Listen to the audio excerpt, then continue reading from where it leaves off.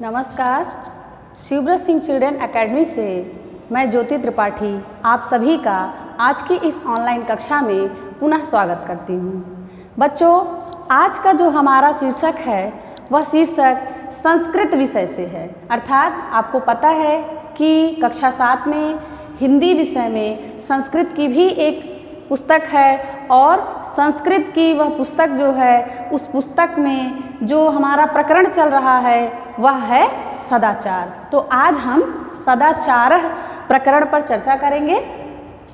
तो आइए सबसे पहले प्रकरण पर शुरुआत करने से पहले हम कुछ सदाचार के बारे में जानते हैं। सदाचार है क्या, आखिर यह सदाचार हमें पढ़ना क्यों आवश्यक है, हमारे पाठ्यक्रम में किस उद्देश्य से सदाचार रखा गया है, इन सब बिंदुओं पर हम संक्षिप्त रूप से चर्चा करने के बाद पुनः हम इसके आगे उसकी चर्चा करेंगे।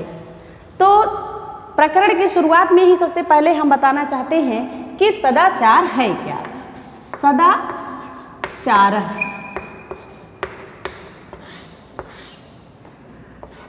सताम आचारः सदाचारः कथ्यते।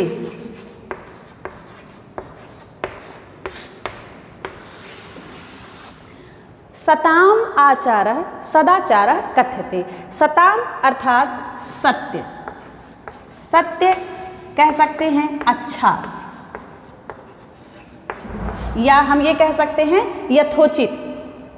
आचारः, आचारः शब्द का क्या अर्थ है? आचरण, आचरण या व्यवहार। कथ्यते का तात्पर्य है कहलाता है। कथ्यते का अर्थ है कहलाता है। अर्थात इस उक्ति से हमने जाना कि सताम आचारः सदाचारः कथ्यते। अर्थात जो एक उचित या हम ये कह सकते हैं अच्छा, जो अच्छा आचरण होता है उसी को हम क्या कहते हैं? सदाचार कहते हैं। अर्थात अच्छा व्यवहार ही हमारा सदाचार कहलाता है। जैसे जो सज्जन पुरुष होते हैं तो सज्जन पुरुष हर व्यक्ति से, हर किसी से उचित आचरण करते हैं, अर्थात अनुचित आचरण नहीं करते हैं। तो हम उदाहरण स्वरूप उन्हीं का उदाहरण दे देंगे कि जैसे सज्जन व्यक्ति होते हैं उनके मन में जो बात जैसी रहती है वह दूसरों के समक्ष भी उसी अंदाज में अपनी बात को रखते हैं।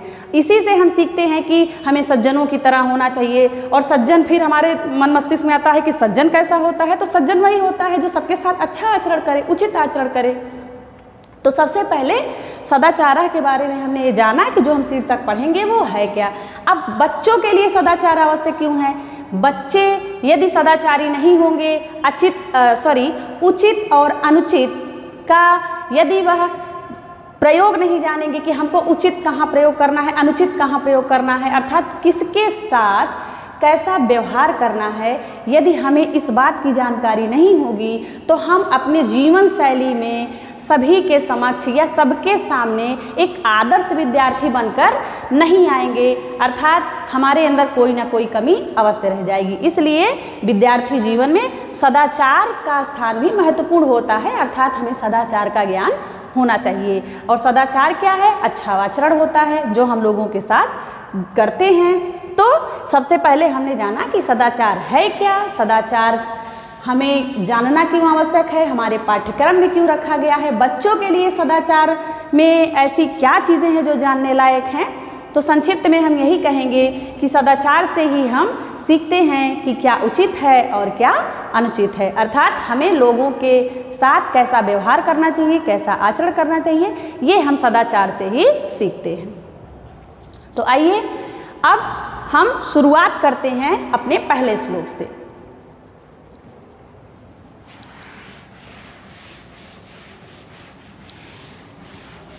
हमारा जो पहला श्लोक है वह है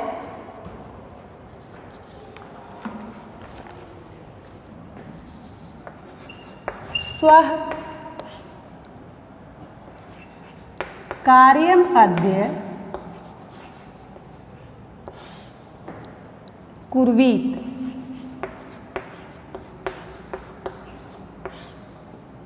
पूर्वाह्ने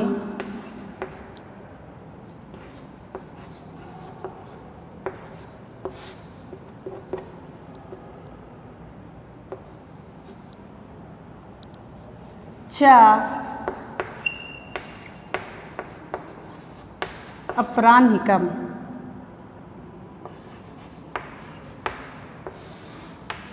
पहली पंक्ति है स्वः कार्यम अद्य कुर्वीत पूर्वाह्ने च अपराह्निकम्। दूसरी पंक्ति है नहीं प्रतीक्षते नहीं प्रतीक्षते मृत्यु कृतमस्य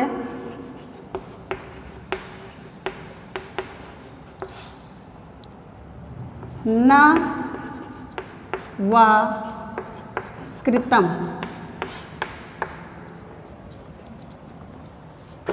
तो यह हमारा पहला श्लोक है।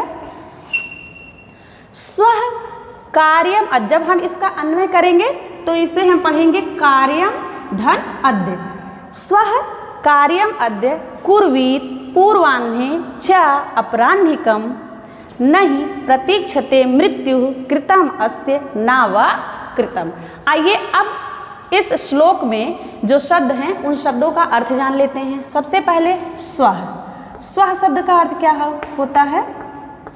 स्वः शब्द का अर्थ होता है आने वाला कल। स्वः का अर्थ है आने वाला कल। कार्यम अद्य, अब इसे हम अन्वय करेंगे तो कार्यम और अद्य अलग हो जाएगा, तो आज, अर्थात कार्यम अद्य, उस कार्य को आज। हम अलग अलग कर देते हैं, इसको अलग अलग लिख देते हैं आपके समझने के लिए। कार्यम अर्थात कार्य को, और अद्य का अर्थ होता है आज।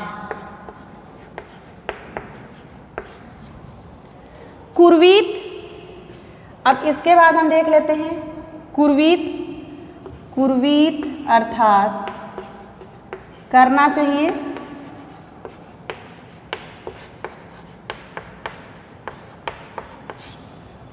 पूर्वाह्ने, पूर्वाह्ने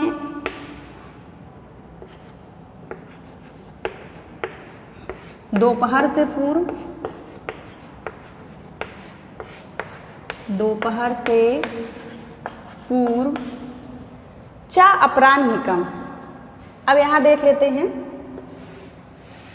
च अपराह्निकम्।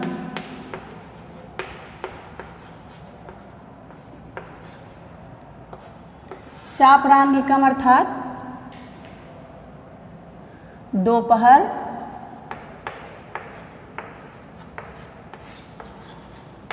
के बाद का। इसके बाद है नहीं अर्थात नहीं। प्रतीक्षते, प्रतीक्षते, प्रतीक्षते का अर्थ है प्रतीक्षा करती है। प्रतीक्षते का अर्थ है प्रतीक्षा करती है। मृत्यु, मृत्यु कृतमस्य न वा कृतम। ठीक, अब इसमें जो कठिन शब्द थे उन शब्दों का अर्थ मैंने यहाँ पर लिख दिया है कि स्वः कार्यम अद्य, जो कार्य आपको कल करना है, अर्थात आने वाले समय के लिए। जैसे हम टाल देते हैं कि चलिए ये काम हम आज नहीं कल कर लेंगे, तो यहाँ बताया गया है स्वः कार्यम अद्य, ऐसे कार्य को हम कब करें? आज। कार्यम, उस कार्य को, अद्य अर्थात आज। जो कार्य हमें कल करना है उस कार्य को हमें आज ही कर लेना चाहिए। अर्थात कल के ऊपर हम नहीं छोड़ेंगे कि हम ये काम कल कर लें। ये जरूरी नहीं है कि कल हम उस कार्य को उचित समय पर कर ही लें। इसका कहने का भावार्थ यही है कि हमें कार्य को टालना नहीं चाहिए। जो हमें कल करना है वो हमें आज ही कर लेना चाहिए। कुर्वीत पूर्वाह्ने च अपराह्निकम्, अब जो कार्य हमारा दोपहर के बाद करना है उसे हम दोपहर से पूर्व ही कर लें। जो कार्य हमने अपने मन में यह विचार किया है कि हम इसे दोपहर के बाद करेंगे, उसे हमें दोपहर से पूर्व कर लेना चाहिए। अब यहाँ देखिए नहीं, अर्थात नहीं, प्रतीक्षते मृत्यु, अर्थात प्रतीक्षते प्रतीक्षा करती है, मृत्यु मृत्यु, अर्थात इसका तात्पर्य यह हुआ कि मृत्यु किसी की प्रतीक्षा नहीं करती है। कृतम अस्य नावा कृतम, अर्थात आपने कार्य अपना जो भी सोचा है उस कार्य को आपने किया या नहीं किया, मृत्यु कभी भी इसकी प्रतीक्षा नहीं करती है। अर्थात यह हमारा नश्वर शरीर कभी भी समाप्त हो सकता है। तो हम जब इस दुनिया में हैं या जन्म लिए हैं तो हमारे लिए जो कार्य निर्धारित किए गए हैं कि हमारा उद्देश्य क्या है, उस कार्य को हमें एक दूसरे पर नहीं डालना चाहिए कि इस कार्य को हम कल कर लेंगे, ये कार्य आज नहीं हो सकता है। इस तरह से क्या होता है कि हम अपने लक्ष्य से भटक जाते हैं। अर्थात यदि हम अपने कार्य को सही समय पर पूरा नहीं करते हैं तो कहीं ना कहीं से हमारा जो लक्ष्य है वह लक्ष्य पूरा नहीं हो पाता है। इसलिए हमें सदाचार के अंतर्गत ये बात सिखाई जाती है कि जो कार्य हमें कल करना है वो आज कर लेना चाहिए, जो दोपहर के बाद करना है वो दोपहर से पूर्व कर लेना चाहिए, क्योंकि मृत्यु किसी की प्रतीक्षा नहीं करती है, चाहे आपने वह कार्य किया हो या नहीं किया हो। आइए अब हम दूसरा श्लोक देखते हैं।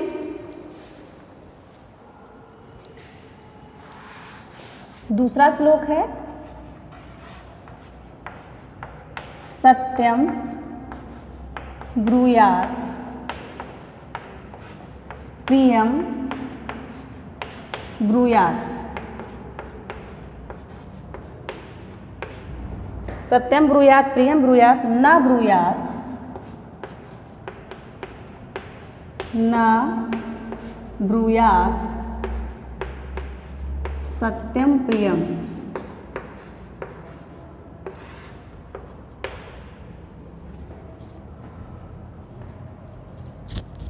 प्रियम च नानृतम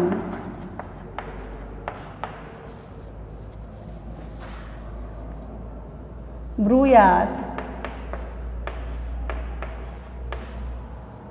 एष धर्मः सनातनः। एष धर्मः सनातन। तो आइए अब हम दूसरे श्लोक का अर्थ जानते हैं कि सत्यम ब्रूयात् प्रियम ब्रूयात् न ब्रूयात् सत्यम प्रियम, प्रियम च नानृतम ब्रूयात् एष धर्म सनातन। यहाँ दो शब्द को देखते हैं, हम उसका अन्वय करेंगे। जैसे नानृतम और सत्यम अप्रियम, इसे हम पढ़ेंगे सत्यम अप्रियम, और यहाँ नानृतम को न अनृतम, जैसे न अनृतम, और उसे हम पढ़ेंगे सत्यम अप्रियम। तो अब यहाँ देखिए सत्यम ब्रूयात्, ब्रूयात् अर्थात बोलना चाहिए। ब्रूयात् का तात्पर्य यहाँ पर है बोलना चाहिए। सत्यम ब्रूयात् प्रियम ब्रूयात्, अर्थात सत्य बोलना चाहिए और क्या बोलना चाहिए, प्रिय बोलना चाहिए। न ब्रूयात् सत्यम अप्रियम, अब यहाँ पर लिखा गया है, देखिए इसका हमने अन्वय कर दिया है पहले ही। न ब्रूयात्, कैसा नहीं बोलना चाहिए, सत्यम अप्रियम, सत्यम अप्रियम अर्थात अप्रिय सत्य, जो सत्य अप्रिय ना हो, अप्रिय सत्य, जो अप्रिय सत्य है उसे हमें नहीं बोलना चाहिए। प्रियम प्रिय, न अनृतम, अनृतम का अर्थात यहाँ है झूठ नहीं। कैसा झूठ नहीं बोलना चाहिए, प्रियम अर्थात प्रिय लगने वाला झूठ भी नहीं बोलना चाहिए और अप्रिय लगने वाला सत्य भी नहीं बोलना चाहिए। एष धर्मः सनातनः, यही सनातन धर्म है, अर्थात यही परंपरागत परंपरा से चला आ रहा है। एक बार फिर से समझ लेते हैं। सत्यम ब्रूयात् प्रियम ब्रूयात्, अर्थात सत्य बोलना चाहिए, प्रिय बोलना चाहिए। ना ब्रूयात् सत्यम अप्रियम, अप्रिय सत्य नहीं बोलना चाहिए। प्रियम च नानृतम, अर्थात प्रिय झूठ भी नहीं बोलना चाहिए। एष धर्म सनातन है, यही हमारा सनातन धर्म है। आइए अब तीसरा श्लोक देख लेते हैं।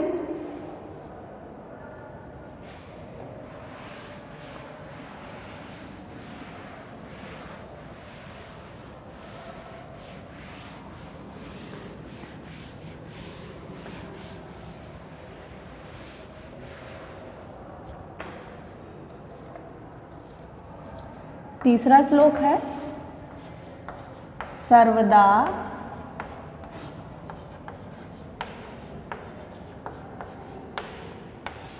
व्यवहारे स्यात् औदार्यम्।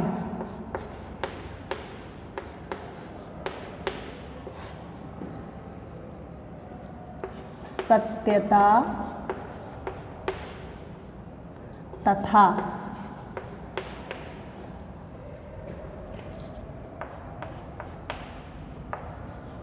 ऋजुता मृदुता चापि कौटिल्यम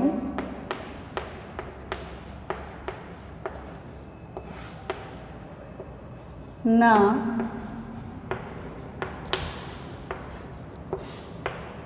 कदाचन।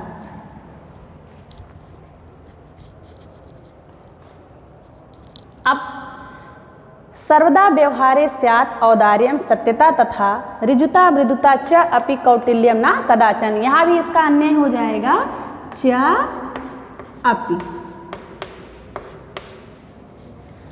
सर्वदा अर्थात हमेशा, व्यवहारे व्यवहार में, स्यात् अर्थात होना चाहिए।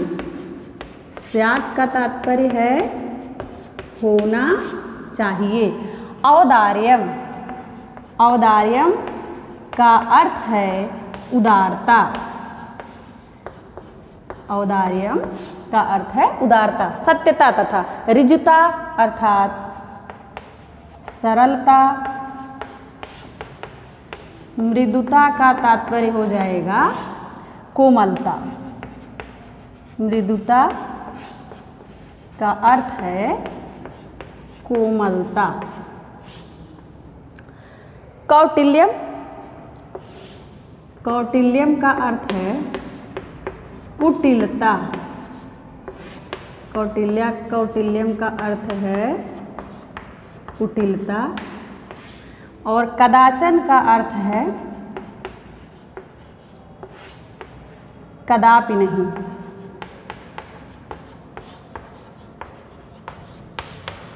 अब देखिए, सर्वदा व्यवहारे स्यात्, हमेशा व्यवहार में होना चाहिए। क्या होना चाहिए? औदार्यम सत्यता। क्या होना चाहिए? सत्यता और उदारता होनी चाहिए। ऋजुता मृदुता तथा ऋजुता मृदुता अर्थात सरलता और कोमलता च अपि भी होनी चाहिए। व्यवहार में हमेशा उदारता और सत्यता होनी चाहिए, सरलता और कोमलता भी होनी चाहिए। कौटिल्यम ना कदाचन, कौटिल्यम का अर्थ है कुटिलता, अर्थात हमारे व्यवहार में कुटिलता नहीं होनी चाहिए। आइए एक बार फिर से समझ लेते हैं। सर्वदा व्यवहारे स्यात्, हमेशा व्यवहार में होना चाहिए। क्या होना चाहिए? औदार्यम सत्यता तथा उदारता और सत्यता होनी चाहिए। ऋजुता मृदुता च अपि अर्थात सरलता और कोमलता भी होनी चाहिए। क्या नहीं होना चाहिए? कौटिल्यम ना कदाचन, व्यवहार में कुटिलता कदापि नहीं होनी चाहिए। तो उम्मीद है आप सभी लोग ये 3 श्लोक का अर्थ समझ गए हैं। अब हम जब अगला वीडियो बनाएंगे तो बाकी के जो श्लोक हैं उस पर भी हम पुनः चर्चा करेंगे। तब तक के लिए धन्यवाद।